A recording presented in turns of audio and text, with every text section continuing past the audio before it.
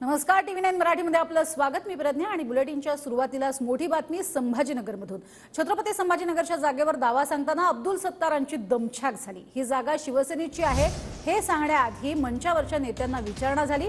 संभाजीनगरची जागा ही भाजपला गेली तर आम्ही 5 आमदारांचं काय होईल? नंतर मात्र उमेदवार कोणीही दिला तरी चालेल असं म्हणत सत्तारांनी सारवासारव केली.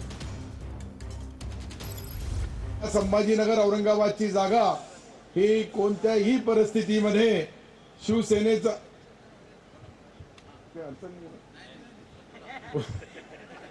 उमेदवार निवडून येईल इतकी गवाही मी देतो. कारण की जालन्यामध्ये, नगरमध्ये, जळगावमध्ये, आजूबाजूचे जितके जिल्हे, सर्व जिल्ह्यामध्ये भारतीय जनता पार्टी आहे. आणि संभाजीनगरमध्ये भगवान असला तर आमचे 5 आमदाराचा काय होईल याचाही अंदाजा कराड साहेब तुम्ही घ्यावा. तुम्ही मित्र म्हणून मी सल्ला देऊ लागलो.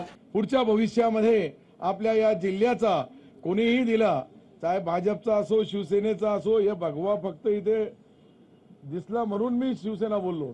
याचा अर्थ भारतीय जनता पार्टीच्या लोकांनी नाराज व्हायचा नाही. परंतु जो पक्षाचा असतो त्या पक्षाचा त्याला वाटतंय की आपला खासदार व्हावा.